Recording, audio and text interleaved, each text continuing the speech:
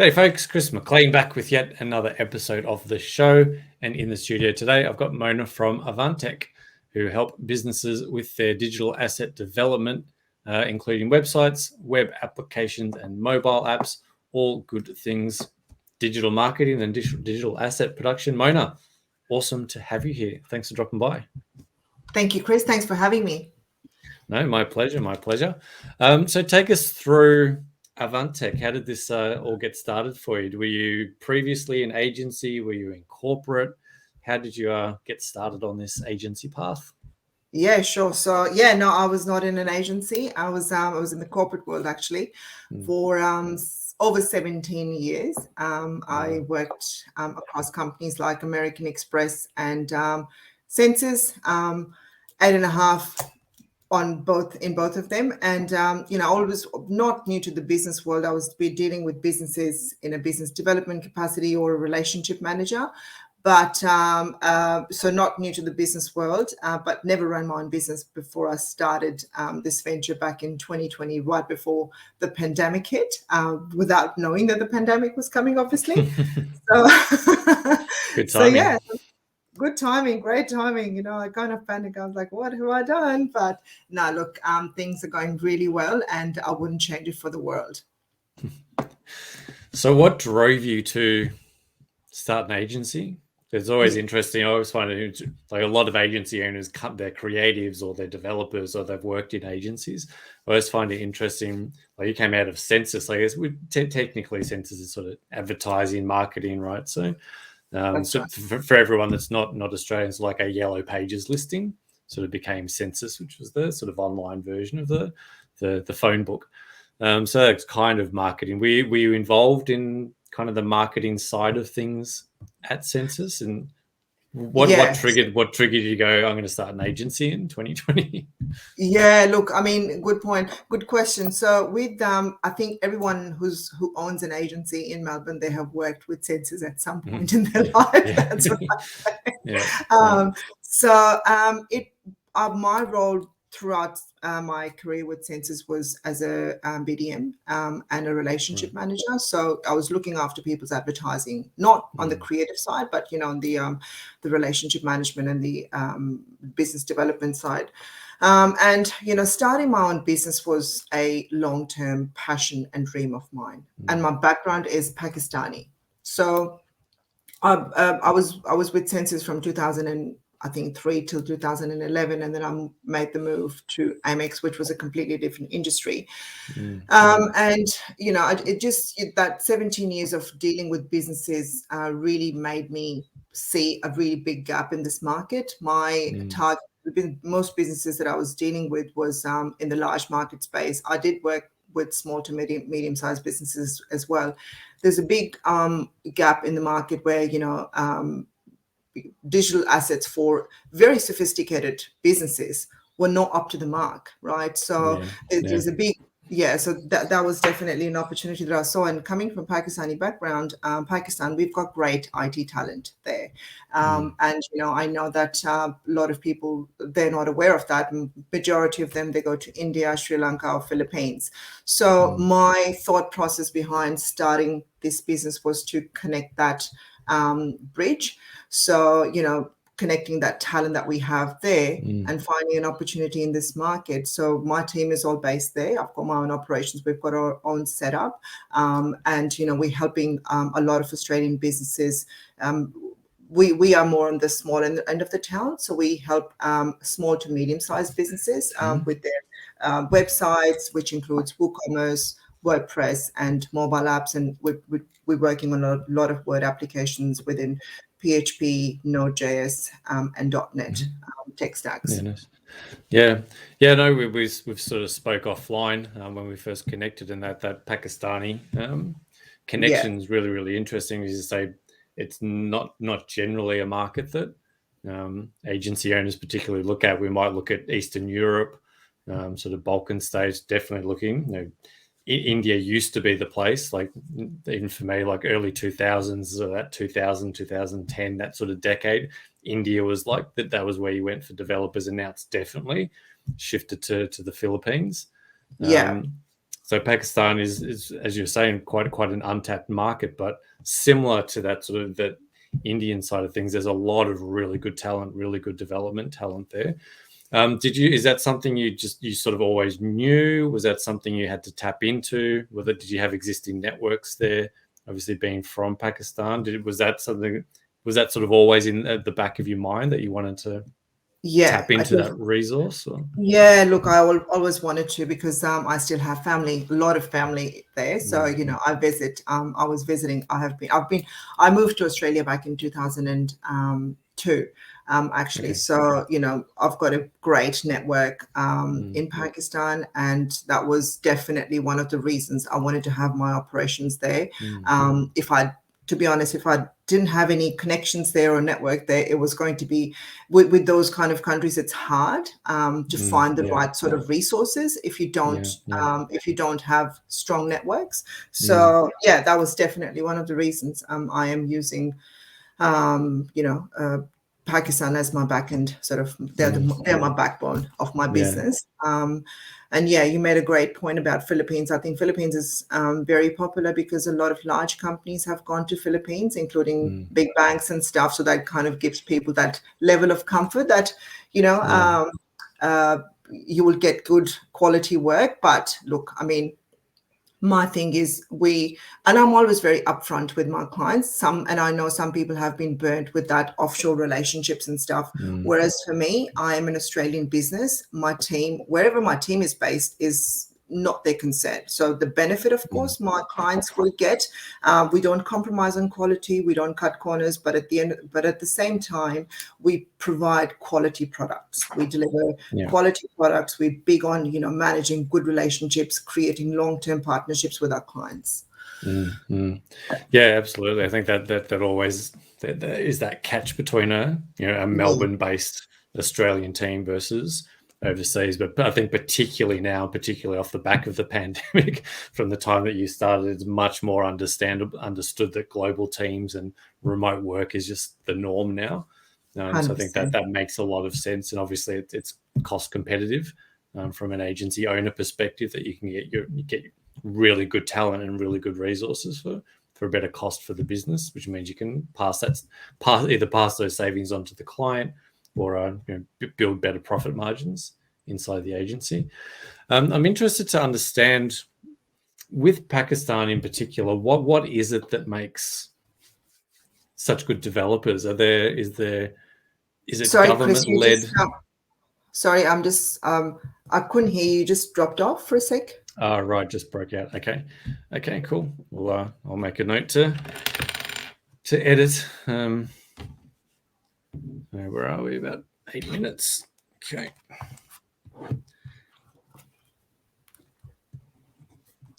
The internet must have just dropped out. Yeah, you just. I couldn't hear the first part of your question. Yeah. Okay. Yeah. No worries. Okay. I'll start again, and then I'll work out how to cut it in. So I'm interested to understand, what particularly is it about Pakistan and some of these others, but particularly Pakistan, that makes such good developers? Is it because there's just the education system's geared towards those sorts of careers? Is it government programs? Where is the training coming from, or is it just it's people see this as a career route and they're self-taught? What's the nature of that? We're really interested to understand, where does that strength come from? Yeah, definitely. Look, I mean, there's about 24,000 IT graduates every year, and in Pakistan, and we've got a lot of it's just a industry which it's the most sort of like IT. Everything is moving towards IT. I think not just in Pakistan, globally, and I think it's people's interest there, and they're good at it. Just like like India, how it used to be. Every IT department in most organizations they were led by Indians. So similar to that, we've got a lot of we've got a strong education sort of system around IT, universities and colleges and schools. So, and I think it's just an area most young generation is interested in these days, because they Mm. see potential. It actually allows, with this whole model where you can actually work for any company around the globe if you are in IT, that perhaps has also created a lot more interest in this area. Mm. Yeah, interesting. So that combination of there's Yeah, global demand, and a country like Pakistan, it's a really good opportunity to go and work for Western companies, get yeah, paid more money. So there's a blend of opportunity, but there must be a natural inclination to be good at coding, because it's yeah. quite it's a specific kind of mindset to be really good at coding. To be a That's developer, right. it's a almost mathematical engineering way of thinking. So it's Yeah, interesting we see that certain countries build a lot of talent in coding and development, because it is a sort of a natural skill set. yeah. For a lot of people, it's not a natural skill set. So it's interesting when a lot of people from one place sort of just have a natural inclination towards that type of work. Is that what you find as well? It's just a natural fit Yeah, for the I way think, Pakistani people think, or the way they're taught, or look, yeah, it wasn't like that. Maybe 20 years ago, everything, mm, everyone wanted to be a doctor or an engineer, and, mm, go in the army. These were the two, three sort right, of top level careers that they would pick. But then I think mm, it changed in the late 90s, right, when, it just shifted. So now IT is a mm, big, big, big, big industry, and mm, it is very competitive as well. So you have to be good at, you can't just be, just get a degree and you would be assured to get a job. Of course, you have to be good at and stand out, mm, because there is, at the same time, there's a lot of competition as well, right, right? So there's so many graduates coming out, for them to get the job, that pays the bill, and they can progress their career in IT.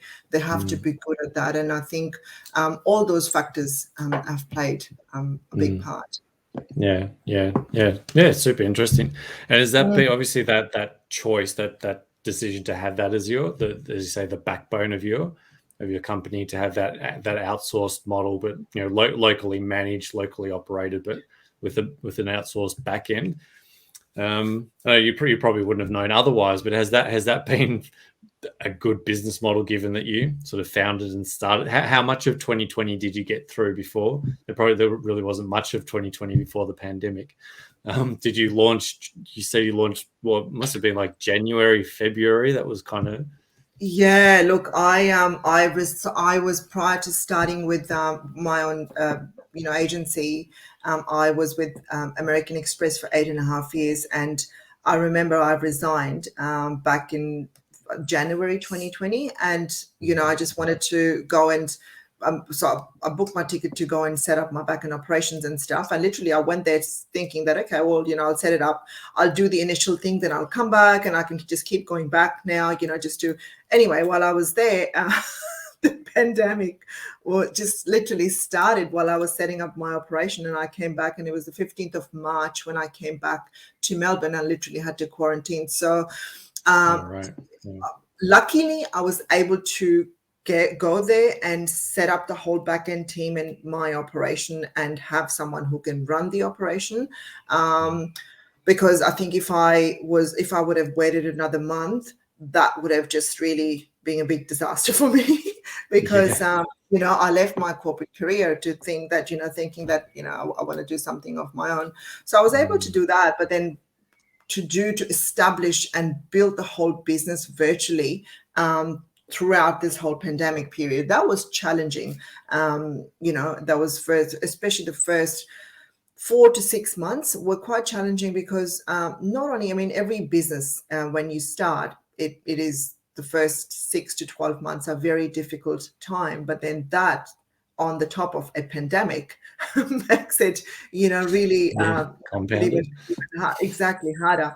But you know what? Now when I look back, and I say that to a lot of people, that it kind of was a blessing in disguise for me. I can say that now because I've gone through that, and I think I've come out really strong. It allowed me, because everyone was at that slow pace, and I was able to connect with more people virtually. And I just just connected with more and more people, and just really just what I used to do with my my sales or my business development days, that I was just putting myself out there to as many people as I could possibly, through LinkedIn, through Facebook, through my network and stuff. It just allowed me to connect with more people. And what happened was, within the six months or 8 months period, things just started to flow through like really nicely.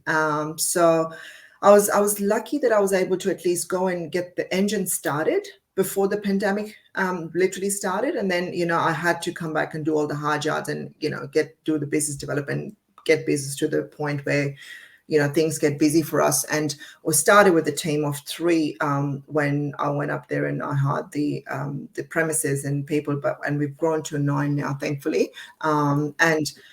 And I'm at that stage now where literally I wanted to prove it to myself that the formula works. See, we've got great potential in this market, great opportunity in this market, and great potential with my background, with my team over there.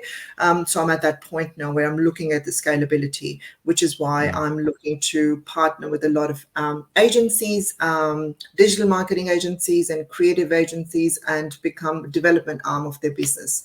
So we talked to a few of them at the moment. We've had some success, but I think 2022 would be, I'm really looking forward to it. I think it'll be great here for Avant. Yeah, awesome. So you're looking at sort of a white labeling almost type model, or more of a, partnership, but essentially delivering those mobile and web production services for companies that don't do that.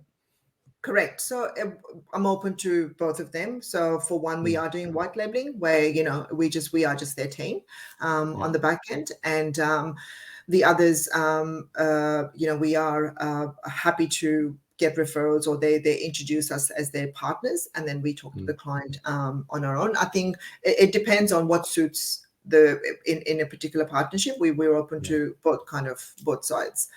And similarly, we are also looking to now expand within our part of our services, digital marketing. So we have partnered with some people who are white labeling through us as well. So we can provide, if a client comes to us, we can provide that end-to-end service. Yeah, it's super interesting world out there now with partnerships and white labeling, and there's so many really good specialists out there, like agencies that just do SEO, agencies that just do Facebook ads or PPC or performance marketing or web development. So that ability to sort of stack agencies together to create a full service offering, and everyone wins, and it's better for the client, it's better for the agencies. It's really interesting, sort of seeing that shift in the industry over the last little while. But I think, as you were saying, particularly with the pandemic, there seems to be a much more human approach to business. That's right. Yeah. And that's a very interesting point, because I have spoken to a lot of agencies and digital marketing companies. There's not that many who have everything in-house. Most of them, they have, so it's not a unique model that I'm doing. Sort of like my uniqueness is, of course, my team is where it's my background, it's my culture, so I understand. But the more agencies I'm talking to, not everyone has got in-house end-to-end capabilities. Everyone is working on those collaborations and partnerships. And I've always believed in having those collaborations, because I think if you collaborate, everyone wins more. And that's the sort of analogy. And my mindset is that, we help each other out. And at the end of the day, it's good for the client, whereas, rather than saying, oh, you come to us for this, then you go to that person for your creators, and then you go to that person for your, your SEO or SEM and pay-per-clicks and all those kind of things. So, you give your clients sort of that end-to-end service, a premium service. So it just makes their lives easier, so they can focus on doing their jobs. Yeah, exactly. And they get that single point of contact, rather than having to go and hire 5 agencies and onboard and brief in 5 different agencies. They can have a single point of contact, and then through your referral network, you can piece together that project team. It works really well for everyone. And it's definitely, as you said, it's not particularly unique, but I think those days of full service agencies. I mean, all your big agencies, even they're full service, but they're outsourcing to specialists as well on the back end for specific things. So it is that sort of bigger, more corporate agency model is becoming sort of more usable for smaller agencies, which is really good. And like I said, everybody wins when there's that true partnership. That true. You're looking for opportunities for your partners. They're looking for opportunities for you. And at the end of the day, the client wins, right? That really should be at the heart of how we make decisions as agency owners. Like, what's the best thing for the client? For the client, 100%. Because, I mean, if you're looking to build those long-term partnersps, then that's the end goal that you need to think about. That, how are you helping out your clients, right? Because, it's not just creating a website and then, just oh, thank you very much. And, that's not how I work. I want to build long-term partnerships, those trusted relationships with the clients. Yeah, really interesting. So in terms of platform and the stuff that you do, the apps and web and the development side of things, even in 2021, there's companies that still aren't doing that right, or companies that, like, particularly local businesses. Again, the last couple of years with the pandemic, a lot of local businesses have gone, holy shit, I actually need to be online now. I need to have some sort of a presence. So it's still quite amazing that businesses don't have websites, or they don't have functional websites. How do you sort of approach that, and what are you seeing is what is the need in 2021, 2022 for businesses?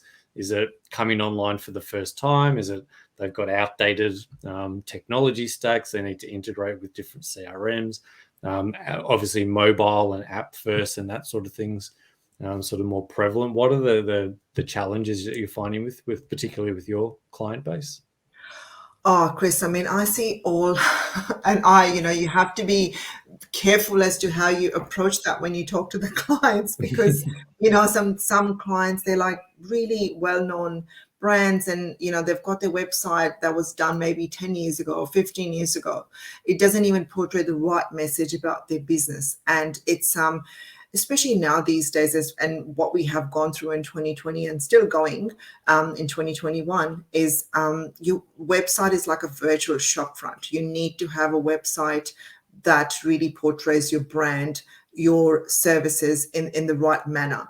And, I come across such amazing stuff if I can be in the most respectful way, that some really sophisticated businesses, they've got landing pages are not websites. They are just one landing page, and then they've got a website. When you go onto their website, it's actually a landing page. On the other hand, there's businesses who are really well established and they haven't touched their website, because you just think that you do a website and that's it. You set for the next 10, 15 years. It's not like that. I mean, how many times you revamp your office in 5 years? Similar to that, you need to keep on updating the website. It needs to stay fresh. It needs to stay relevant. And even people, they say, oh, we don't get our work from the website. Okay, well, even if you get your work from word of mouth, I mean, these days people are not moving that much.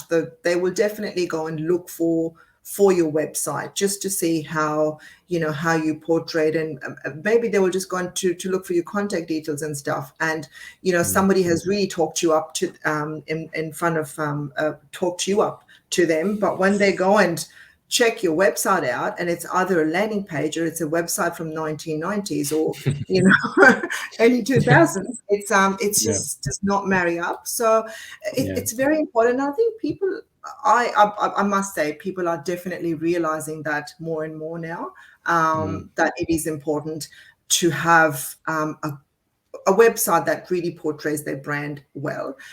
But also, a lot of, I see that when I talk to a lot of SEO and digital marketing agencies, because of course most of them, they'll just believe in having good landing pages, which is why businesses are not aware the importance of website.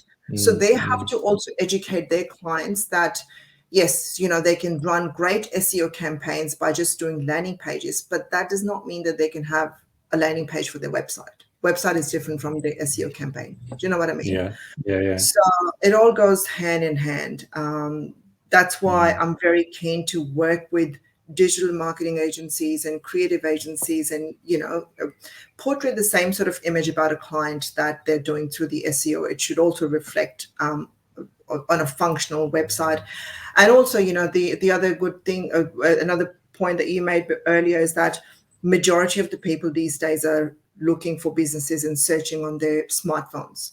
And most of the websites you find they're not responsive, right? So it's very important for a website to have a great user interface. It needs to be responsive, because 70% of the searches these days are done on your phones or smartphones or iPads and stuff. So it's very, very important to have a good user experience on all devices. Yeah, and the expectation has shifted, right, as well. The average customer goes straight to your website. They pull up your website on the mobile. If it's slow, if it looks shit, if they can't get to the information, they'll be gone and they'll be onto your competitor. It's very fickle out there.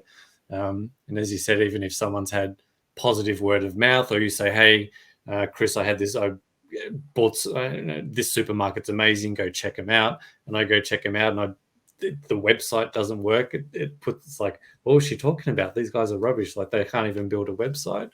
So it's very important. It's an expectation these days in the world that we live in, that this is your asset.